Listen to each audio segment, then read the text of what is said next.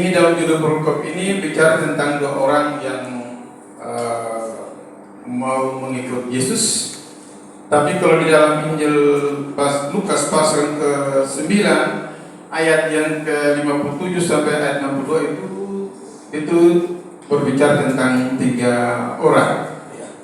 Namun kita renungkan berdasarkan pembacaan kita, yaitu Matius pasal 8 ayat 18 sampai 22, yaitu tentang ada 2 orang mengikut Yesus. Dan kalau diperhatikan baik-baik bahwa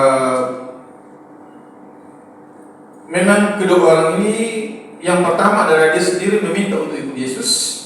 Yang kedua adalah kalau kita baca dalam Injil Lukas bahwa yang orang kedua ini adalah dia yang Yesus yang menyuruh untuk ikut Yesus. Tapi dari pembacaan ini kita bisa melihat bahwa antara dialog Yesus dengan mereka itu ternyata mereka mau ikut Yesus, tapi sepertinya ada masalah dalam hal mereka mengikut Yesus. Nah, kita renungkan adalah juga seperti Lembaga Alkitab Indonesia memberikan judul tentang hal mengikut Yesus, yaitu mengikut Yesus. Itu judulnya adalah mengikut Yesus. Sekali lagi, mengikut Yesus.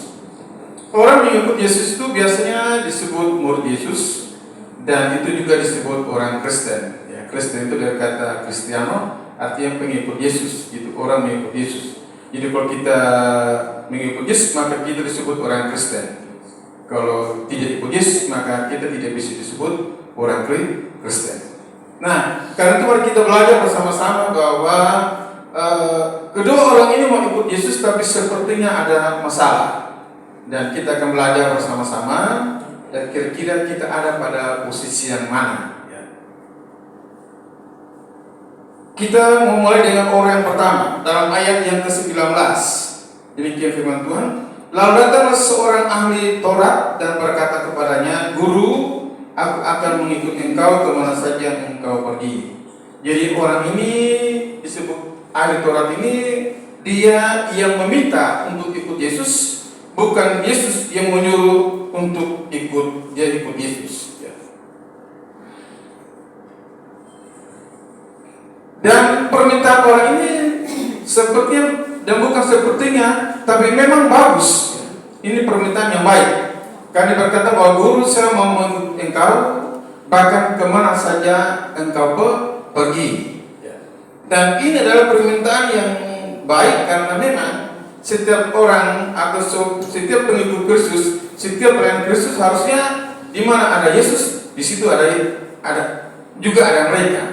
Atau kemana pergi, mereka juga harus ikut Yesus. Dalam Yohanes pasal 12 ayat 6, Yohanes pasal 12 ayat 6, barang siapa melayani aku, ia harus mengikut aku, dan di mana aku berada, di situ pun pelayanku akan berada. Jadi ini adalah permintaan orang ini adalah juga merupakan kerinduan dan keinginan hati daripada Tuhan atau Yesus. Wahyu 14 ayat 4, saya baca beberapa bagian saja, yaitu mereka adalah orang-orang yang mengikuti anak domba itu kemana saja ia pergi. Wahyu 14 ayat 4. Mereka adalah orang-orang yang mengikuti anak domba itu kemana saja ia pergi. Jadi dari kedua ayat ini menunjukkan bahwa memang kerinduan Tuhan bahwa atau Yesus, bahwa di mana Yesus berada, pengikutnya, pelayannya juga harus ikut dan berada bersama dengan dia. Berarti bahwa permintaan orang pertama ini adalah permintaan untuk ikut Yesus. Bahkan dikatakan kemana saja engkau pergi, saya ikut ke sana. Berarti ini permintaan yang baik sekali. Tapi kalau saudara kita perhatikan dalam jawaban Yesus dalam ayat yang ke-20, Yesus berkata kepadanya, serigala mempunyai liang dan burung mempunyai sarang, tapi anak manusia tidak mempunyai tempat untuk meletakkan kepalanya. Jadi jawaban Yesus ini sepertinya tidak menyambung atau tidak connect, tidak sesuai, tidak cocok dengan permintaan orang ini. Dia mengikut Yesus kemana saja pergi, dan harusnya Yesus senang. Kalau kita melihat di dalam Yohanes pasal 12 ayat 6, Wahyu 14 ayat 4, maka dia harus senang dan dia harus berkata, baik, sekarang kamu ikut saya. Tapi semenjak adalah serigala punya liang, itu lubang, burung punya sarang, tetapi anak manusia tidak mempunyai tempat untuk meletakkan kepala. Nah, dari sini kita bisa membaca bahwa masalah orang pertama ini adalah masalah motivasi hati. Masalah motivasi. Yesus tahu bahwa orang ini mau ikut Yesus karena ada motivasi tertentu. Ya. Dan bisa kita belajar bersama-sama bahwa sebelum perokok ini, di dalam ayat 14 sampai ayat yang ke-17 itu, Yesus menyembuhkan ibu mertua Petrus dan orang-orang lain. Yesus sudah membuat mujizat yang luar biasa, membuat perkara-perkara yang luar biasa, menyembuhkan mama mertua Petrus, orang-orang kerasukan roh jahat juga dibawa ke sana, dan Yesus menolong dan melepaskan mereka. Sehingga orang ini mungkin dia juga menyaksikan tentang pekerjaan Yesus begitu luar biasa ini, menyaksikan mereka bisa membuat mujizat yang begitu luar biasa, sehingga dia ambil keputusan untuk mau ikut Yesus. Ya. Kalau orang ini disebut seorang ahli ahli Taurat atau seorang ahli Taurat, maka tentunya biasanya mereka kalau ikut Yesus itu selalu cenderung untuk mau cari tahu, mau menguji dan sebagainya. Tapi kalau kita mau hubungkan pasal pembacaan kita dengan ayat 14 sampai ayat 17, maka kita menemukan bahwa orang ini ingin ikut Yesus karena dia mau juga untuk melakukan hal-hal seperti Yesus. Dia mau juga untuk melakukan supaya ikut Yesus, dia juga bisa untuk membuat mujizat. Ikut Yesus, dia juga bisa menjadi terkenal. Ikut Yesus, dia juga menjadi populer dan sebagainya. Ikut Yesus, mungkin juga dia akan mengalami mujizat dan sebagainya. Kalau kita terapkan firman kita, dia mau ikut Yesus mungkin supaya saya sakit ada mujizat. Ikut Yesus supaya kalau saya cari pekerjaan, saya dapat pekerjaan. Ikut Yesus supaya kalau keuangan saya lagi susah, masih lagi menipis, maka Yesus akan menambahkan. Ikut Yesus maka kalau anak-anak saya cari pekerjaan, maka nanti Tuhan akan berikan mereka pekerjaan. Karena ikut Yesus pasti ada mujizat. Tuhan terkasih, maka itu Yesus menjawab bahwa serigala mempunyai liang atau lubang, burung mempunyai sarang, tapi anak manusia tidak mempunyai tempat untuk meletakkan kepala. Jadi jawaban ini menunjukkan bahwa Yesus memotivasi orang ini. Dia tidak tertarik dengan kata-kata yang manis. Yesus atau guru, saya ikut engkau kemana saja engkau pergi. Dia tidak. Yesus tidak orang tipe yang pribadi yang tidak terpengaruh dengan kata-kata manis. Tapi dia selalu melihat motivasi hati. Yesus tidak melihat kepada perkataan yang luar biasa, yang hebat. Tidak. Dia melihat kepada motivasi hati seseorang kalau mau ikut dia. Mengapa Yesus katakan serigala punya liang, burung punya sarang, dan anak manusia, tetapi anak manusia tidak mempunyai tempat untuk meletakkan kepala? Tentu punya makna. Makna pada serigala punya liang atau lubang, burung punya sarang adalah bahwa Yesus mengatakan kepada orang itu bahwa serigala dan burung itu di dunia ini mereka punya tempat, sehingga mereka bisa terlindungi, mereka bisa tertolong, mereka bisa nyaman dan sebagainya. Sedangkan anak manusia, yaitu Yesus itu, tidak ada tempat untuk meletakkan kepala. Artinya bahwa di dunia ini Yesus tidak punya tempat, sehingga dia ditolak di mana-mana, dia diejek di mana-mana, dia dihina di mana-mana, dia direndahkan di mana-mana, dia tidak punya apa-apa. Jadi kalau orang ini mau ikut dia, kira-kira dia siap kesulitan. Inilah kondisi yang Yesus sampaikan kepada dia. Dan kita tahu bahwa ini adalah minggu-minggu sengsara. Bagaimana anak manusia ini tidak punya tempat untuk meletakkan kepala. Ditolak di mana-mana, dihina di mana-mana, diludahi di mana-mana, tidak punya apa-apa.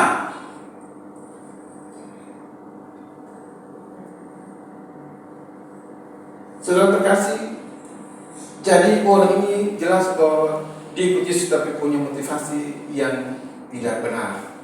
Dan itu Yesus harus untuk menyampaikan. Kalau dia mengikut dia harus siap untuk menderita. Kalau dia mengikut dia harus siap menderita seperti Yesus yang ditolak di mana-mana, dihina di mana-mana. Dan itulah keadaan kita. Kita ikut Yesus, kita melayani Yesus, kita sudah beribadah, tapi seringkali kita ditolak, kita dihina, kita direndahkan, dan kita tidak diterima. Bahkan terkadang kita mengalami kesukaran dan kesulitan, mengalami kekurangan dan sebagainya. Itulah orang ikut Yesus.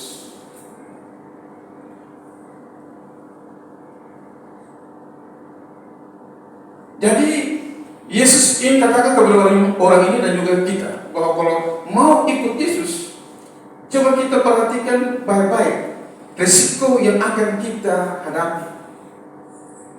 Perhatikan baik tantangan risiko yang kita hadapi, bahkan kita alami. Perhatikan baik-baik kerugian yang akan kita alami. Siap tak menghadapi risiko? Siap tak menghadapi namanya kerugian kalau mau ikut Yesus? Kalau ikut Yesus hanya demi kenyamanan, ikut Yesus hanya demi kekayaan, ikut Yesus hanya demi keberuntungan, maka lebih baik kita kurung diri. Tidak bisa itu. Jadi kalau orang ini mungkin berkata bahwa kalau engkau ikut saya karena kamu melihat mujizat, kamu ikut saya karena demi kenyamanan, kamu ikut saya demi popularitas, maka Anda salah. Anda salah. Zaman sekarang orang ikut Yesus, orang melayani Yesus hanya demi untuk mencari keuntungan dan popularitas, mencari ketenangan. Dan orang-orang seperti itu, Yesus berkata, Anda salah ambil keputusan untuk ikut saya. Anda salah ambil keputusan untuk melayani saya. Anda salah untuk datang dan ikut beribadah. Dan mungkin kita akan periksa bagaimana motivasi kita ketika kita ikut Tuhan. Bagaimana motivasi kita saat kita datang beribadah di gereja, di persekutuan doa. Bagaimana motivasi kita saat kita mau mengambil bagian dalam pekerjaan pelayanan Tuhan. Kita harus lihat motivasi kita.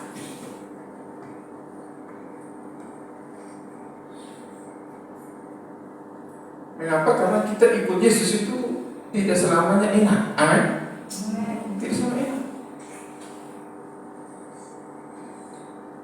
Dalam Matius pasal 10 ayat 16 tadi dikatakan bahwa lihat aku mengutus kamu seperti domba di tengah-tengah serigala. Jadi ikut dia, melayani dia, kita bagikan di tengah-tengah serigala. Kita tidak pernah lepas daripada namanya musuh. Tidak pernah lepas daripada yang orang yang tidak senang dengan kita. Ketika kita kirim Tuhan, ketika kita melayani Tuhan.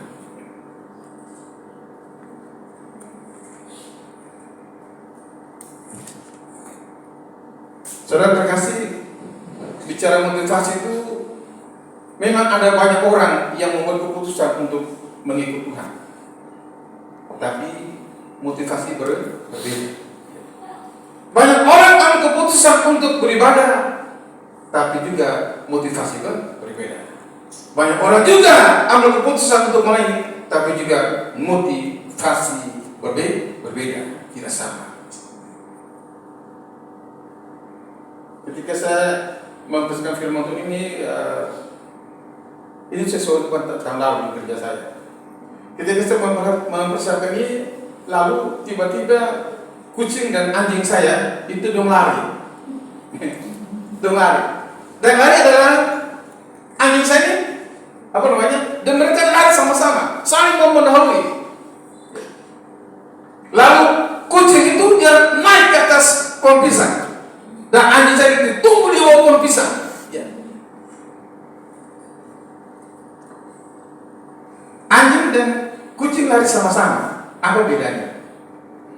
Untuk apa kucing lari? Kucing lari tujuan adalah menghindari anjing. anjing lari adalah untuk mau menerkam itu kucing. Sama-sama lari, tapi tujuan, motivasi berbeda. Banyak orang juga begitu. Ada keputusan ikut Yesus, beribadah dan melayani, tapi motivasi tidak sama, berbeda.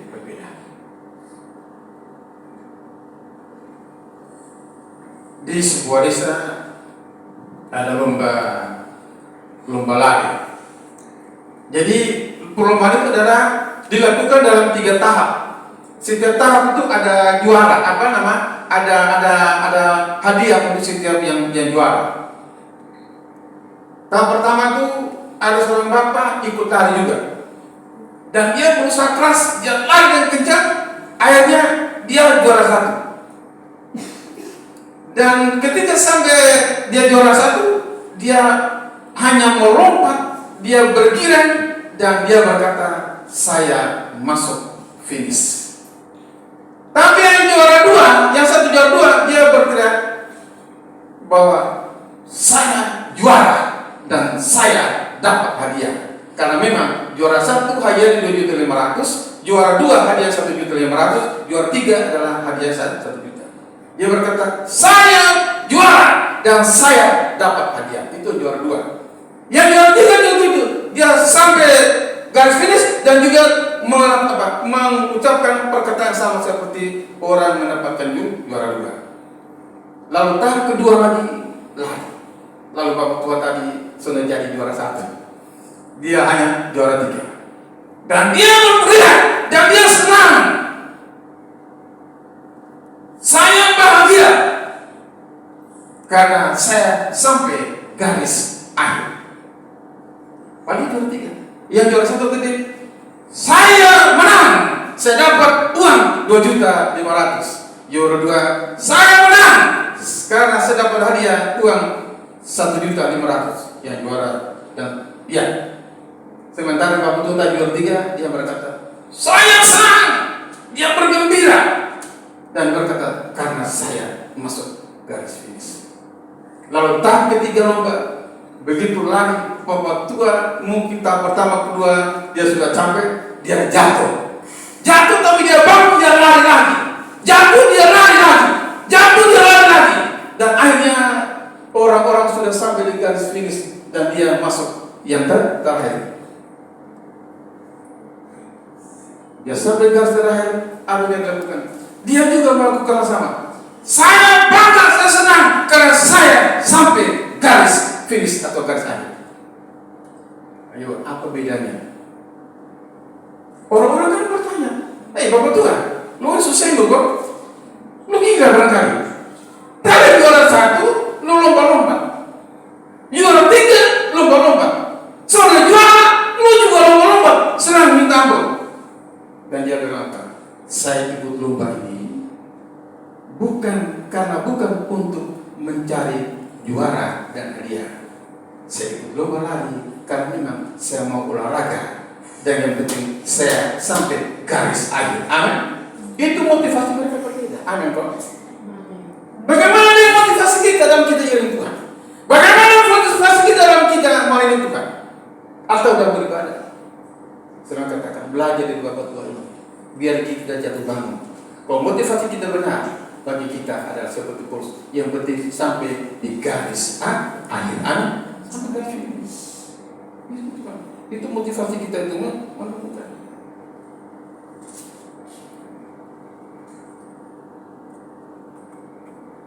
Kita sudah tahu tentang cerita yang sudah tidak asing tentang lagu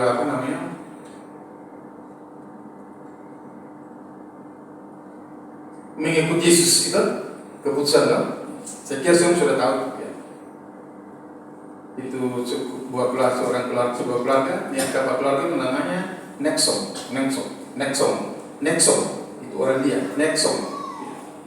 Dia itu pada pertengahan abad 19 itu Nexon. Abad 19 itu pertengahan 19 mereka karena ada pelayanan misioner dari Eropa Barat, dan di dia ada satu keluarga ini yang Nexon dan anaknya dan istrinya itu terima Yesus. Dan akhirnya kepala suku marah, itu di daerah suku Garo, itu suku Garo, desa Assam atau kota Assam, itu timur laut India. Dan mereka terima Yesus, mereka begitu setia, dan akhirnya mereka ditangkap dan kepala suku ancam mereka, kalau Anda tidak kamu tetap ikut Yesus, maka kedua anakmu akan kami bunuh. Dan akhirnya dia berkata bahwa mengikut Yesus ke keputusan kota Inka. Akhirnya anaknya dibunuh. Lalu mereka berkata, kalau kamu juga tetap ikut Yesus, maka istrimu juga kami bunuh. Dan dia berkata, tetap ikut walau sendiri, atau walau sendiri tetap kota Inka. Lalu akhirnya mereka berkata, kalau engkau juga tidak menyangkal, maka nasibmu sama seperti kedua anakmu dan istrimu. Dan dia berkata, salib di muka, saya melihat salibmu di muka, dan dunia di belakang.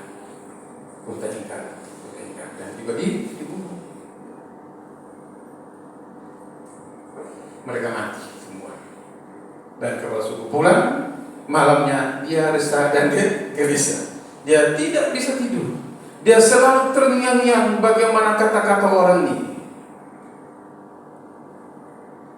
Mengikut Yesus keputusanku, kota Inka.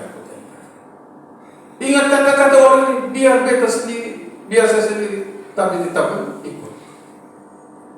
Kota Inka. Dan ingat terus dia salib di muka, dunia belakang, dan sepanjang malam kepala suku tidak bisa tidur. Dan akhirnya dia ambil keputusan, dan di tengah-tengah orang-orang yang banyak, dia berkata, kepala suku berkata, sekarang saya menjadi pengikut Kristus. Luar biasa, amin. Dan singkat cerita, orang ini, kepala suku ini berjumpa dengan seorang yang bernama Wiji Reno. Itu adalah seorang musisi yang seperti Kak Stevie. Dan kepala suku cerita tentang pengalaman itu dan tentang kata-kata Nelson ini.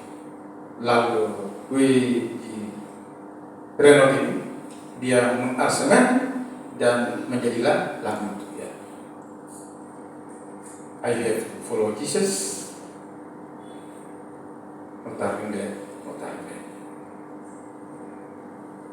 Dan tahun 1999 lagu itu dimasukkan dalam sebuah buku lagu namanya di buku Persekutuan Doa, dan menjadi terkenal di dunia.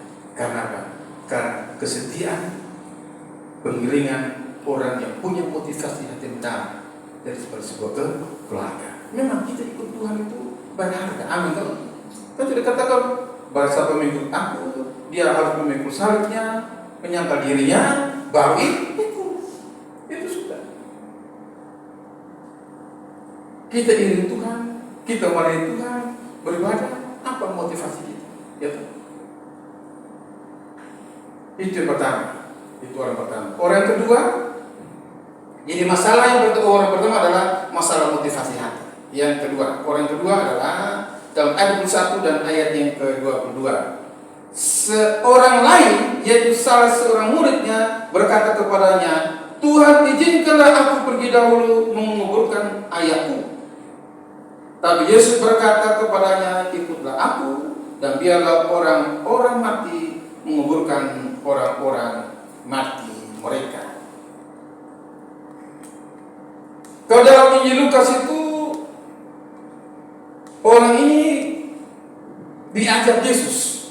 Kau baca itu Lukas pasal 9. Yesus berkata kepada dia bahwa ikutlah aku. Ya, ikutlah aku. Baru Matius hanya menjawab menurut tentang bagaimana reaksi orang ini, bahwa Tuhan, izinkanlah aku pergi dahulu menguburkan ayahku. Yesus mengajak dia ikut Yesus, tapi dia berkata, izinkan saya lebih dahulu pergi untuk menguburkan ayah. Saudara terkasih Tuhan kita Yesus Kristus,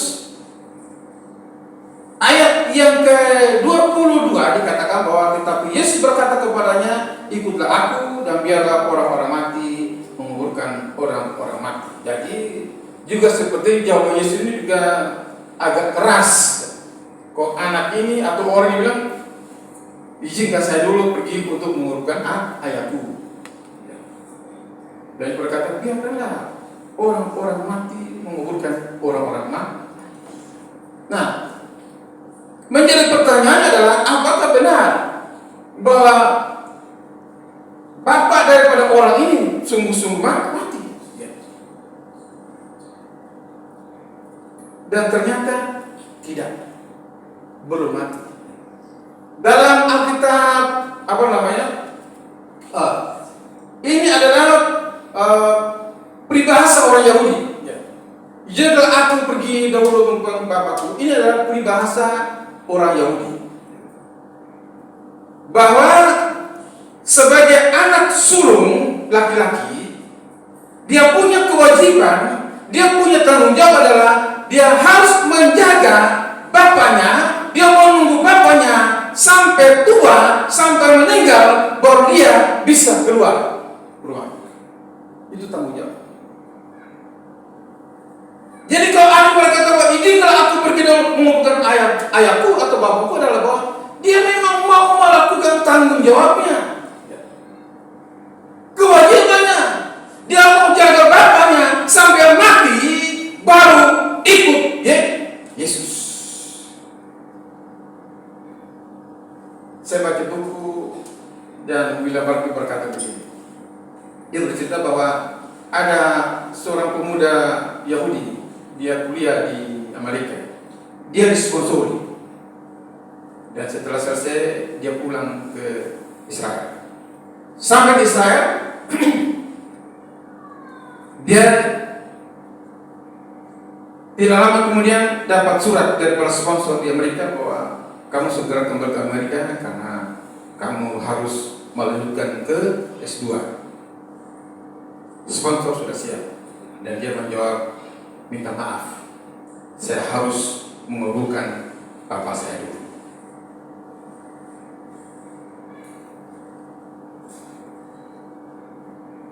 Lalu sponsornya balas,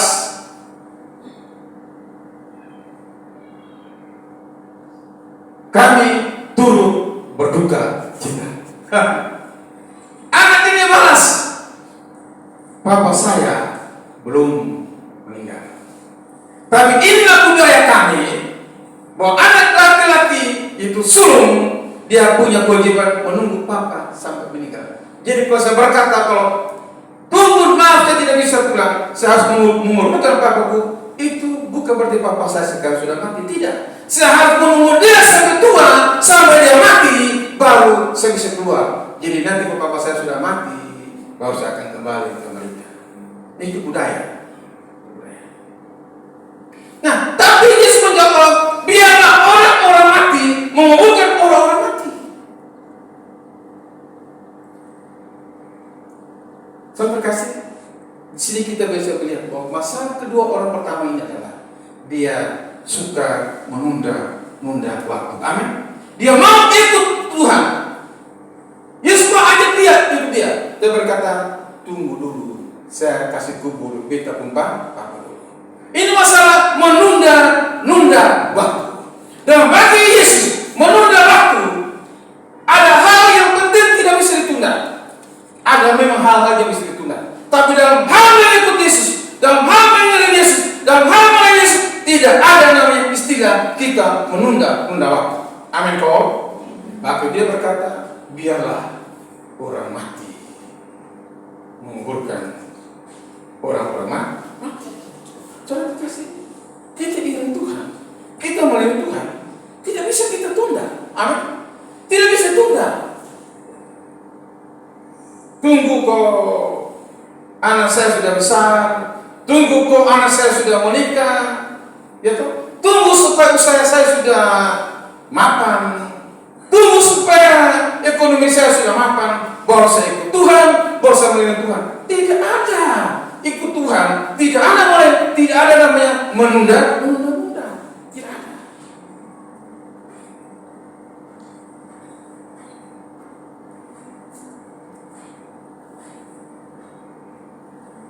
kita tidak tahu kapan waktu kita untuk menghembuskan nafas. Aman terus dalam kosong, kita tidak tahu. Kalau Yesus berkata ikut, Yesus berkata layani dia, jangan kita menunda. Amin. Jangan menunda. Kita tidak tahu. Di Cina ada KKR, dan seorang pendeta datang bersama dengan salah satu orang pejabat di Cina. Jadi pendeta ini punya teman adalah seorang pejabat. Lalu kita datang itu KKR selama 3 hari, 3 malam.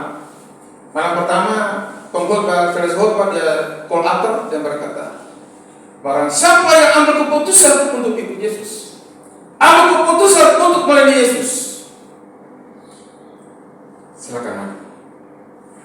Orang maju, dan pendeta korek temannya yang salah satu pejabat orang Cina. Maju sudah.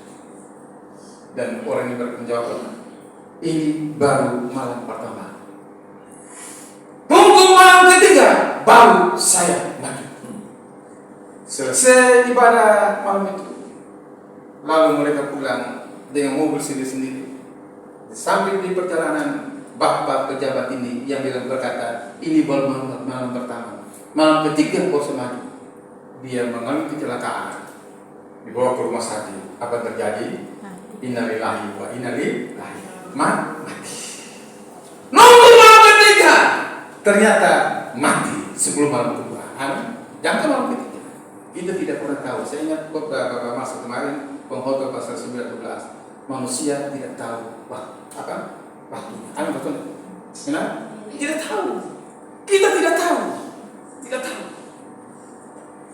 Tidak tahu kapan kita dipanggil Tuhan. Jadi kalau selagi masih ada waktu, ambil keputusan ikut dia.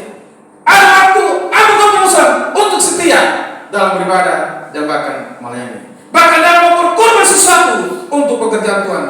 Jangan kita menunda dan menunda. Yesus berkata, biarlah orang-orang mati mengurungkan orang mati. Kita tidak tahu, contoh kasih. Kakak sepupu namanya Amos Hendrik,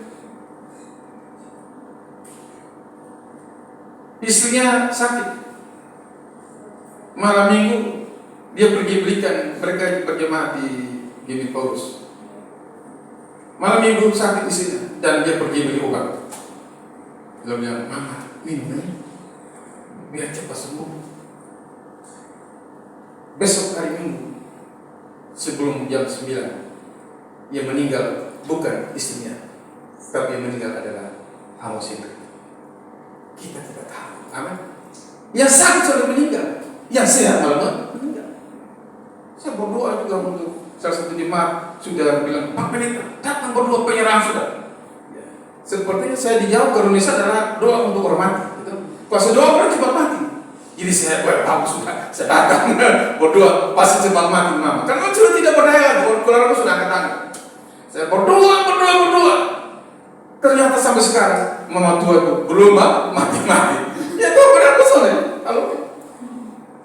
Malah tetangganya yang sehat meninggal. Kita tidak tahu.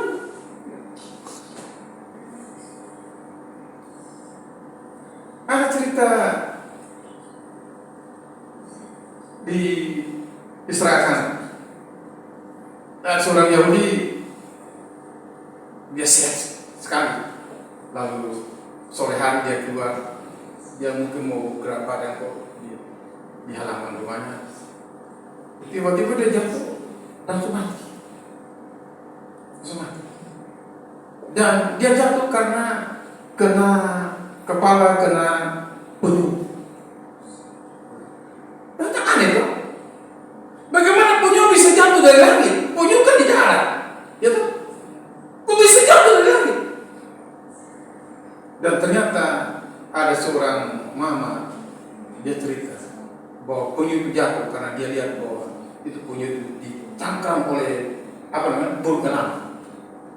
Jadi burung elang itu bawa itu penyu, mungkin karena penyu itu gemuk, lalu elang tidak kuat, maka jatuh dari langit, jatuh di atas, pas kepala bau tua jadi halaman rumah dan langsung mati. Langsung mati. Ini bukan cerita dongeng, bukan. Ini cerita nyata. Kita tidak pernah tahu. Jadi mari yang kita menunda waktu.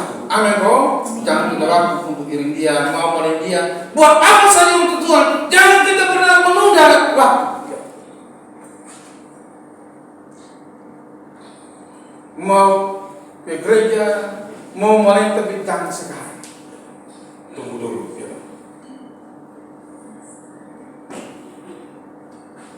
Saya masih muda. Nanti kalau saya sudah sukses, bosan lagi. Nanti kalau saya sudah berkeluarga, baru mulai dia. Sudah punya anak, baru mulai dia. Lalu tiba-tiba sudah jadi tua. Lalu yang terjadi adalah hanya stroke dan sebagainya. Kapan kita mulai dia? Kapan kita ikut dia? Benar? Terlambat.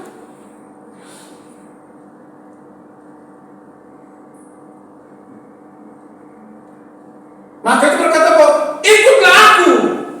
Biarlah orang-orang mati mengumumkan orang-orang mati.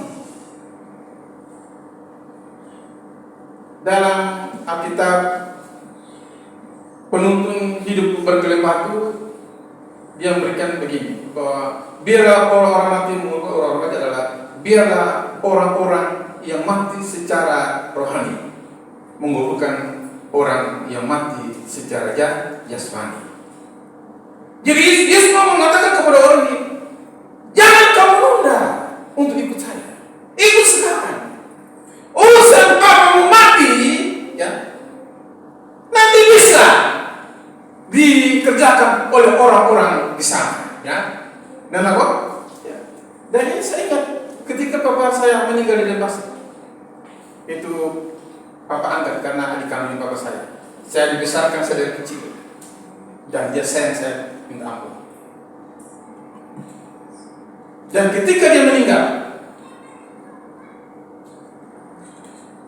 mama dari Denpasar telepon papa meninggal dan dimakamkan hari Sabtu. Sementara saya bertugas khotbah hari Minggu. Saya katakan kepada mama, saya datang hari Senin. Jadi tidak ikut pemakaman, tidak. Saya datang, tapi setelah saya khotbah hari Minggu karena saya bertugas.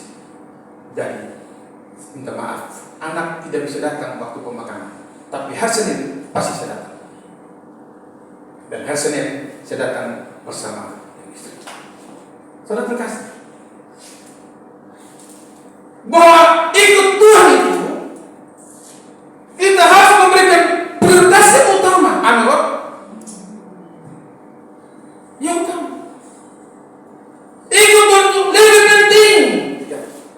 Mereka itu lebih penting dari hanya sekedar menguburkan orang mati. Itu Yesus mau katakan kepada orang itu. Mengikut Yesus, ikut saya, mereka itu lebih penting daripada menguburkan orang mati. Dan juga Yesus mau katakan bahwa keluarga tidak boleh menjadi penghambat dalam melayani Tuhan. Saudara terkasih, ketika kita melayani, ini dua hal ini terkadang membuat kita gagal untuk ilmiah. Hati-hati.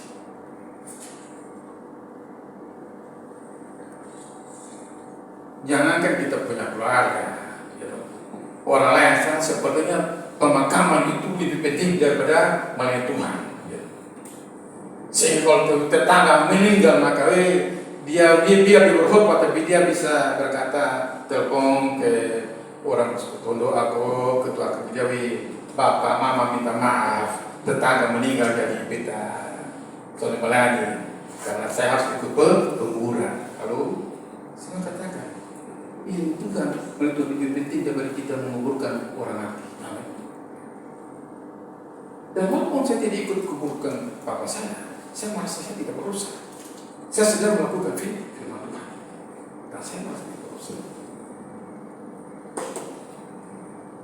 Jangan juga keluarga menjadi penghambat kita dalam kita iring Tuhan dan melayani itu. Jangan.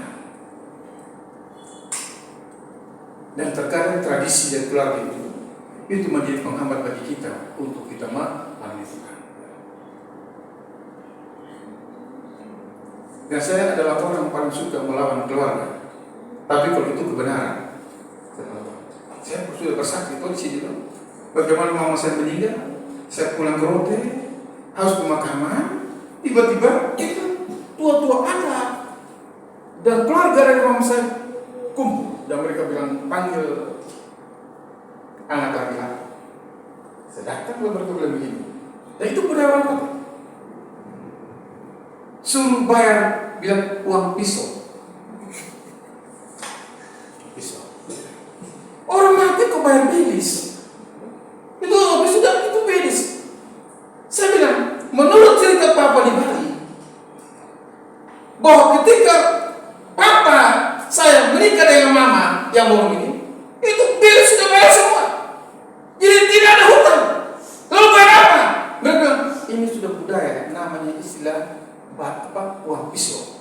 Jadi harus kasih ke kakak laki-laki daripada Mama. Saya bilang minta maaf, di Alkitab tidak tertulis. Jadi saya tidak melakukan itu. Ingat, saya ini pendeta. Saya ini pendeta. Dan saya bangun terus, minta maaf. Saya tidak cocok untuk duduk di sini. Jadi saya minta maaf, saya mau masuk ke sana dan saya di sana. Silakan bapak-bapak duduk sendiri. Dan saya pesan kepada sepupu, ingat baik, tidak ada bayar uang namanya uang pisau. Saya berangkat ke sana, masuk di rumah, sepupu perempuan, lalu ada sepupu yang kandung laki-laki namanya Yang datang. Kakak sudah, kita bayar sudah, nanti kakak dibuat. Kakak tahu orang tuh, hitung hari kakak, hitung hari, bisa 1 hari, 2 hari, 3 hari, kakak sudah bisa tidak? Bilang, bisa kasih tahu, bilang bisa. Kalau mau buat kakak saya pesan bilang, buat. Mau hitung hari berapa? Hari 1 hari, 2 hari, 3 hari. Kakak bilang begitu, hitung saya. Tapi dia sebenarnya kasih tahu. Tapi besok pagi dia datang tutup pintu. Karena saya tidur di rumah sepupu kandung perempuan itu. Kan punya rumah adat masih ada. Jadi itu hak saya, karena saya cucu yang tertua. Ya. Tapi kan rumah itu kan sudah penuh dengan mereka yang rapat. Pagi dia datang. Kakak. Apa? Wih, kakak masih hidup. Kakak masih hidup. Itu hari kedua lagi datang. Kakak masih hidup. Besok jangan datang lagi ya. Kakak tetap hidup. Dan sampai sekarang saya. Ini semua katakan bahwa apa? Ikut Yesus, melayani Yesus. Itu lebih penting daripada sekedar budaya tradisi membungkuk orang mati. Dan keluarga jangan menjadi penghambat bagi kita untuk kita hidup Tuhan. Amin kok. Jangan kita hanya banyak ngomong, mari kita buktikan. Memang untuk mau itu berat, itu kedorot itu berat. Karena saya kasih tinggal mereka, saya bangun dan kasih tinggal mereka.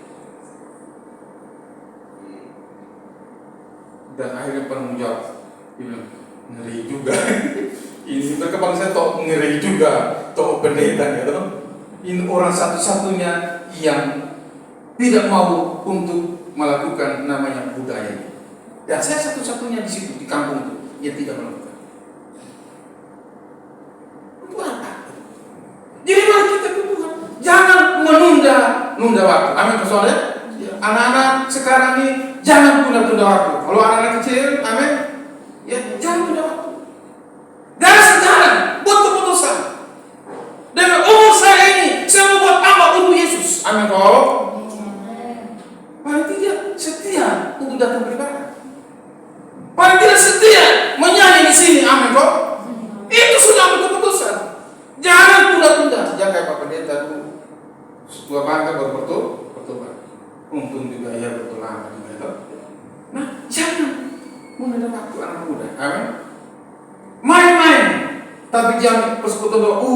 Ini sudah jam 4. Kita berangkat, ya toh? Amin kok. Mana anak muda dulu ini? Coba nolak di sini sedikit, biar Pak Pendeta sedikit. Ini ya.